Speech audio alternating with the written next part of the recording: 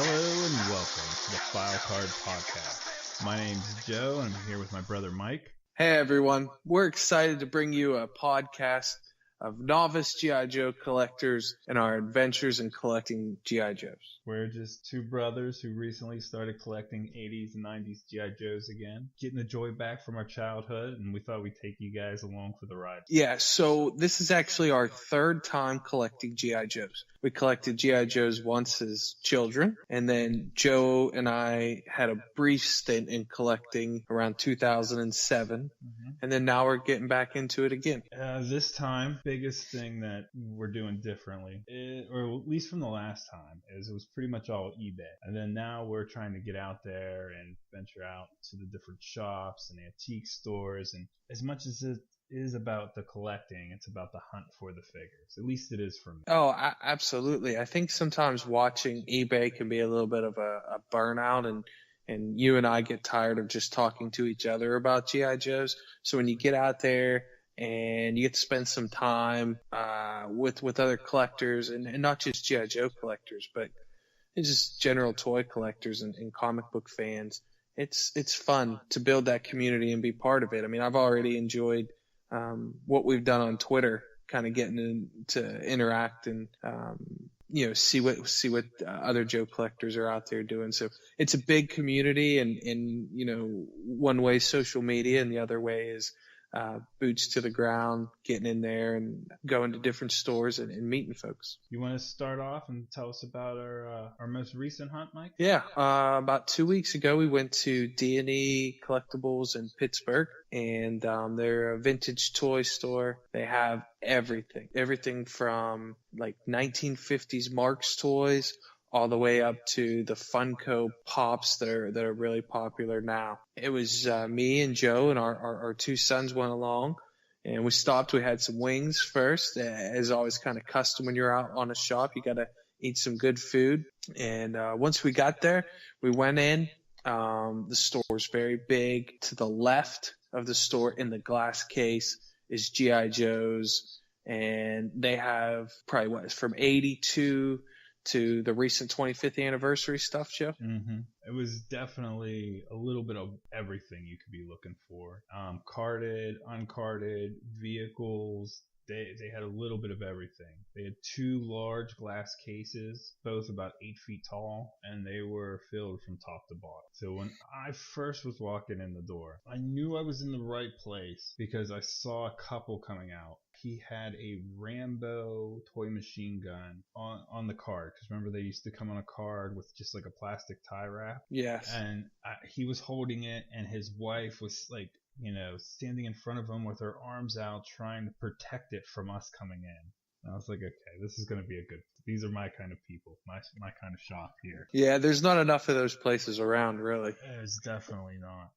Go ahead. No, I was going to say another nice touch was the Rattler hanging from the ceiling when I first walked into the Cobra Rattler. Yeah, I didn't see that when I first walked in. Eli, your son, he pointed it out to me a couple minutes after we got in. In the store, so even though it's very large, it's still not a ton of room to move around. When I first started looking at the Joes, the very first thing I noticed was they had a complete 1986 Tomahawk. Did you see it right away? Almost immediately when we started looking at the Joes, but right now I'm not looking to collect vehicles so much, or they're just not at the top of my priority list due to the fact that I just don't have much room in my new place. So we downsized recently because of my job, moving to a new location. So space is a high commodity, just put it that way. So that wasn't right at the top of my list when we first looked. No, I wasn't looking for the Tomahawk either. Eli was interested in picking up a mutt and a gung ho, so I was looking at figures. I like to go best available personally for my collection, but for some reason I was thinking Quick Kick because he was one of my guys, so I was hoping they had one of those guys. But the Tomahawk being complete and kind of its size, I picked up on it right away. But the other thing that kind of I experienced, and you can tell me if you had this too, Joe, is there were so many Joes in one place that I was almost overwhelmed and I couldn't, focus and kind of take it all in just because I was like, oh, there's a carded guy. There's slice and dice carded. There's, 3 different wild bills that look pretty nice. I'd like to get them out and see, which one has the tightest joints. And so, I was just all over the place with kind of what I was thinking about and seeing. Yeah, definitely. There was too much. It almost felt like the store was actually busy at that time. When we walked in, there had been, I don't know, 7 to 8 other people in there and it's a smaller store. And a couple of them were looking at the Joes with us, so we're all kind of looking over each other's shoulders. Right. So we kind of walk around for a little bit and we look at some of the other stuff. Again, a lot of cool stuff, D&E in Pittsburgh. Check it out if you ever get a chance. And so the store does clear out a little bit, and they have a gung ho. So I turn to Eli and I ask him, are you in? Do you want gung ho? And there happens to be a guy to my left standing behind Eli and kind of looking at Joe's. And Eli says, yeah, I want gung ho. So we keep looking, talking about some other figures. And I'm still looking at that tomahawk because it's complete. And I've never actually seen a tomahawk in person complete. So I kind of feel like we've been standing here in front of this guy, and long enough. And I ask Eli to move out of the way to let that guy pass or to go around or so that he could maybe take a look. He walks in front of us, opens up the case, and takes gung ho and hightails it to the counter. It was such a dick move. I watched it all play out too. I was in shock. Well, the thing is he knew for sure that was a guy that Eli and I were looking at, and I can't say that I would have done this for sure, but I've never actually been to a place that had the guys behind glass that you could open the glass case yourself without asking someone to get it out. So I was a little bit surprised. Yeah. So I think that's the other thing that threw us off when we first got there, is there was so much to choose from. They had multiples of most of the figures. So immediately you want to know which one's the best one. And normally you have to go, they open up the counter from you, and they'll hand you a few of the guys that you ask for. So it was kind of like you were trying to figure out which ones do I want to ask for, because you couldn't go up there and say, can I see all 150 that you have? So, I mean, I think that was one of the things that slowed us down. So you guys are planning on, okay, definitely gung ho's one we want. Let's go up to the counter and talk to him, ask him to come back. And then you kind of just move out of this guy's way slightly. He literally reached over your shoulder. That was what surprised me. And then he just opens it up himself and takes it out. Oh, yeah. And, he was, I don't know, he probably went 6'2" or so. He was a right-sized fella. Yeah, he was definitely, it wasn't hard for him to lean over you. Let's just put it that way. No. He reached right over you. And you don't want to get, I feel like I've probably been in fights with you over G.I. Joes before, but probably, at 35, I'm too old to be in a physical altercation over G.I. Joes anymore. That would have made for a really, really great story. But it bothered me all day. So that was definitely like the low point of the trip. I'm really glad you got that out of your system. So yeah, no, it's still bothering you. It still does. It's still. I hope. You know what I hope? I hope the first time he put that gun in his hand that his thumb broke. That is not very nice. No, that's what I hope. So low point of the trip, right? But we regroup and we're not going to make a scene. And so then we start looking at guys. Just you. Yeah.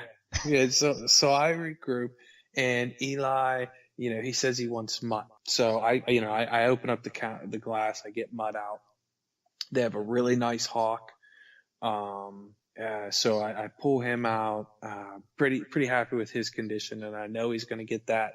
And so now, I'm kind of on those characters were at eye level. So I've got those two in my hand now because I'm not getting, no one else is getting any.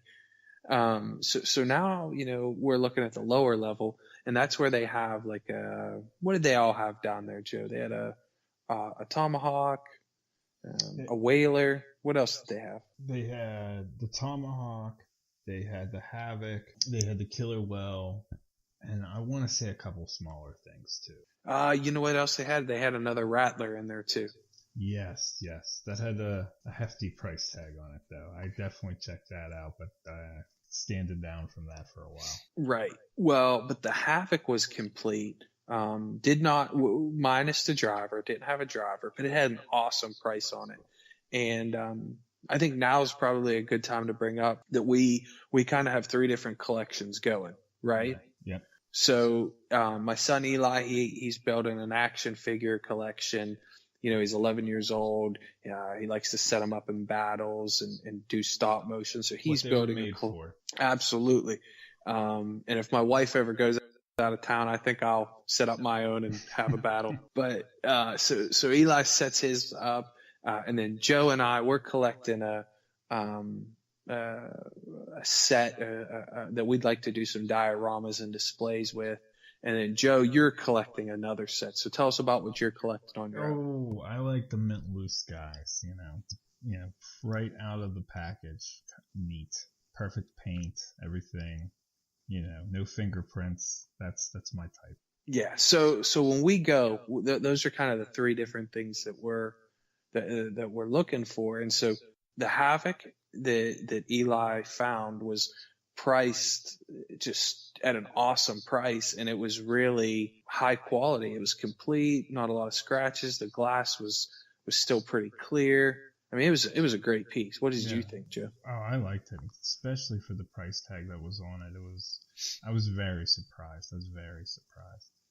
Yeah. So Eli's like, okay, I want that, and that kind of, you know, by the time Eli picked up the Havoc, and now he's picked up a guy as well. We were going to another shop that day, so he didn't want to get anything else, so we went to the other shop. So he was kind of done.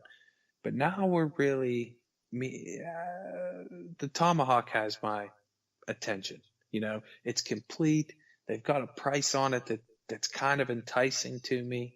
It's about half of what I see it for go online, and then you and I start talking about it. Well, yeah, initially you asked me if I saw it. And I said, yeah, but it's missing something. Because I just saw missing, and then I couldn't make out what it was missing, a little note on it. So I assumed it was missing something major to the point where it really wasn't what either of us would be looking for. Definitely not you. But then we got down and started looking at it closer, and it just said missing lift tickets Mike. So hey, everything but that. So it was a pretty sweet deal at that point. Yeah. So then we talk about it. We ask them to get it out. We start talking to the guy, and he's talking it up and talking about how hard it is to find complete. So, you know, Joe and I start looking over it. We do notice that a couple of the propellers are bent a little bit, either from the previous owner or from being in the case they had it in. But the price is still really solid. Mm-hmm. And so I'm like, Joe, what do you think? And Joe says, well, make him an offer. And so, you know, it's kind of like, all right, what do we do? So then I think too, so I don't know about you, Joe, but I love American Pickers, right? I know it's staged, but I don't care. And on that show, Frank Fritz always talks about bundling, you know? So I asked the guy, you know, like, can we bundle all this stuff together? I threw out a price that I never thought he would take, and he did. No, I think you threw out a pretty fair price to him. I really do. Yeah, I mean, it was a pretty nice haul. We walked out of there with, in that bundle, it was lift ticket, the Havoc, Hawk, Mutton Junkyard, and what am I missing? No, that was it from that. Okay, yeah. And then also, just before we left, I noticed they had some of the 94 commemorative collection, the 3 3/4-inch GI Joes, the action soldiers, or the action pilot and the action sailor, actually. And I picked those up in the package. Very cool. I never had these as a kid. I'm blown away they waited till 94 to produce these, because if they would have produced these years before, they would have been huge sellers. You know what I mean? Just a diver in standard dive gear and a pilot, you know what I mean? Just dressed as a pilot. I mean, it was just very simple, but it came with the parachute and everything. I don't understand that. So, but I'm glad they did nonetheless, because I have them now. So that's what matters. So really, they go ahead. No, I was just going to say the other thing is the boxes were in great shape too. So yeah, because originally the boxes and everything were so neat. I figured they were going to want a high dollar amount for them. When I picked them up, I was like, wow, basically less than a Big Mac. I was like, there's no way I'm walking out here without them. Yeah, definitely good ones. But I am not a mint on card box guy.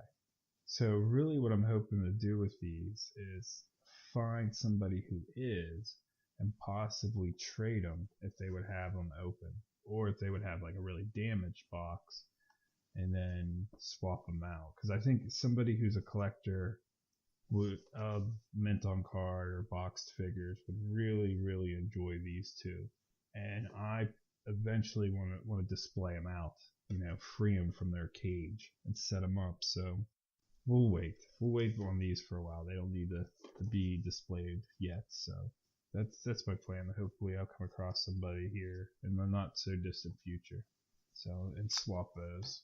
So we found a place that we'll go back to often, or as often as we can. Some of the other things they had is they had guy parts. They had like a bucket of parts. They had a bucket of loose guns. Something tells me, and Joe, you're the one that even brought this up, they had some stuff in reserve in the back probably too. So as we befriend those guys, maybe they'll give us even a better deal in the future and let us in on their secret stash. Yeah. Well, I mean, if anybody listening is in the Pittsburgh area, it's D&E's. It's in, I believe, Sharpsburg, just outside of Pittsburgh, just a few minutes out. It's definitely worth checking out. Whether you're a G.I. Joe collector or just a toy collector in general, this is one of the good stores. So definitely want to hit it up. Or if you're driving through, it's worth going out of your way to check out. Yeah, I totally agree. And you mentioned, Joe, that it's good for anybody to stop and see that's into toy collecting. And that's the only negative about a store like D&E is I go there looking for G.I. Joes and I see something Star Wars, or I see something X-Men, or I see something Avengers related, and I'm like, I think I'd like that, or maybe I'd pick that up. I need to stay singularly focused and stay on mission. Well, they had a Hacksaw Jim Duggins, the old one with the board, and he had the arm that came down. You know what I mean? Oh, I hadn't seen that since I was a kid, and that was like my favorite wrestler back in the day, at least wrestler toy. Because, I mean, anytime you could hit somebody with a 2x4, it's a good time. When you're a kid. Yeah. Not so much today. So, yeah, I saw that there. It definitely took me back. I thought about picking. So, of any of the guys that we picked up, Joe, did you have any memories of having any of those guys as a kid, or did you ever play with any of them? Most of the ones that we picked up there, actually, none of them do I remember having as a kid.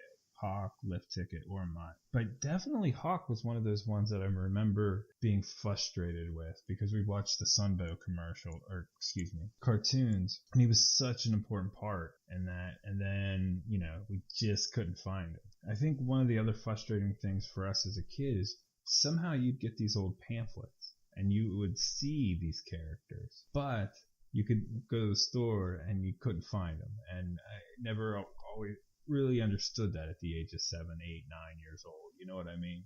Oh no, absolutely. I mean, they reran that Sunbow series for a long time after they quit making new episodes, and we watched a ton of that. And the problem was, all those characters were the ones we wanted, but instead we were, having to buy Captain Gridiron and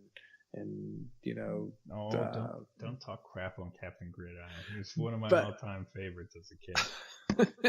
No, Captain Gridiron is a good character. I mean, but don't get me wrong, he did not age well, but he still holds a special place in my heart. Right, but we still watched a ton of the older episodes, and so Joe was born in 82, I was born in 84, so about 88 is when I have some of my first memories of G.I. Joes. And Joe, what about you? What year do you think it would have been for you? I mean, 86. Now I'm looking back and going back to Yo Joe and Follow and everything when it came out. And yeah, definitely 86 is when I can have faded, 86, 87. I got some faded memories, and then they really pick up from 88 on. And 89 is when the first Deke stuff comes out with the Python Patrol and that sort of Slaughters stuff. Marauders, yeah. Yeah, so that's kind of that's kind of some of the first stuff. I remember some of that 88 stuff when I was a kid, but Right. So I mean, we grew up watching the Deke series as it was released, but had always watched the Sunbow on reruns. Like it was always on too. I always remember seeing both almost simultaneous. Right. yeah, no, that's exactly how I remember it. I remembered as a kid waking up because hey, early 90s there was only a couple times to watch cartoons, and before school was one of those times, and you never knew. That's how I remember it. You never knew what series or what episodes it was going to be, old stuff or new stuff. Yeah, they did bounce back and forth. I forgot about that. So we talked a little bit, Joe, about the way we collected previously. I dabbled into it in the mid 2000s, around 2007. You hit it pretty hard for about a year, right? A year and a half. Mm-hmm.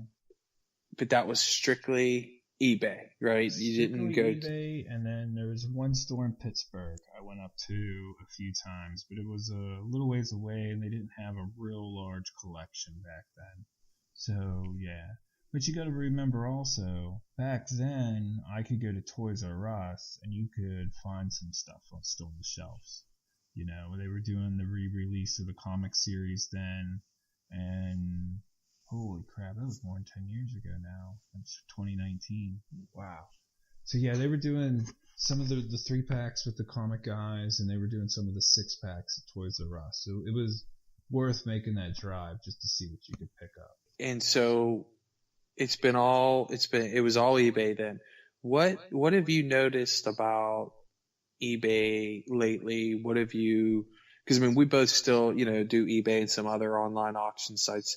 How do you like being on there? What do you think about the prices? Just in general, what are your thoughts on eBay?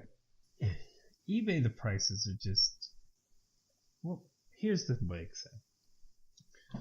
When you buy a figure, you enjoy feeling good afterwards. When you see it on the shelves, if you're, there's a good feeling. But sometimes if you win it on eBay, you get caught up in the auction itself, and you spend a little too much, more than what you planned or what you wanted to on a figure.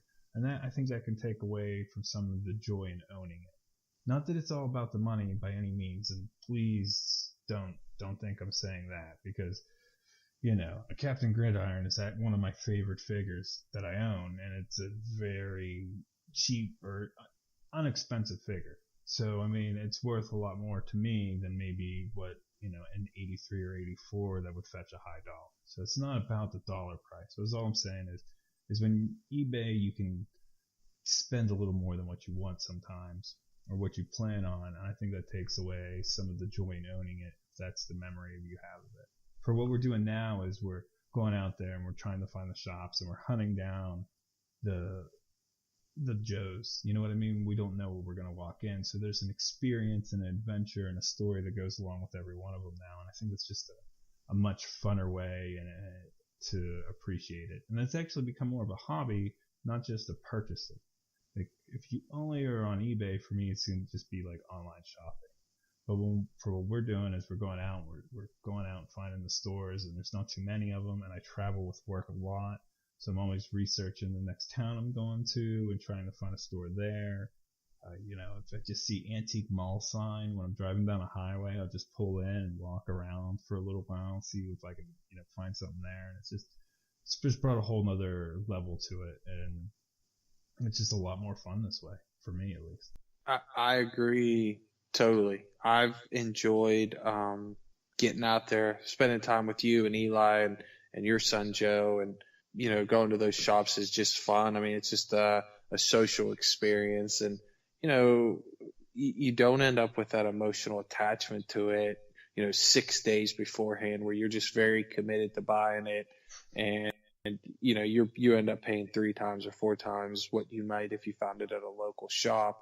And, everyone's kind of a small business. It's a small business that does, you know, retail online, or a small business that has that brick and mortar shop. But I mean, there's something nice about walking in and seeing an owner a couple Yeah, times. that And human connection. I mean, yeah, listen, when we went to Danny's, you almost got a tattoo before we walked out of yeah, I'm going to, I'm going to get a tattoo. I'm going to get as long as maybe someone, if that listens to this, could tell me if Shipwreck's tattoo is, has any kind of, U.S. Navy meaning behind it. Cause if it's not like U.S. Navy specific, I want his tattoo.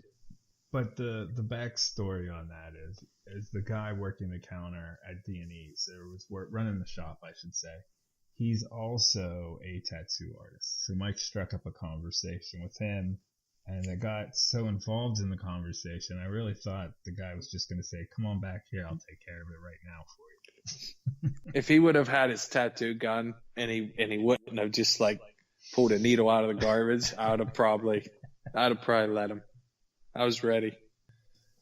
All right. Is there any other ones we want to talk about today? Do you have up your Alley Viper card? I know you picked up a really sweet one online. Yeah, I did. And this was one that I drew that emotional attachment to, just like you said, about 5 days before the auction went off, and I ended up maybe going a little higher than I wanted, but this time it was definitely worth it. As a kid, but let me just backtrack. As a kid, you were talking, maybe we didn't even own him. Our cousin did, right? And he lived Yeah, I next think door. our cousin Bobby owned him, and he was a couple years younger than us, but I remember him unpackaging him at Christmas time. Okay. And just the glory of that shield and that face, that visor that goes down.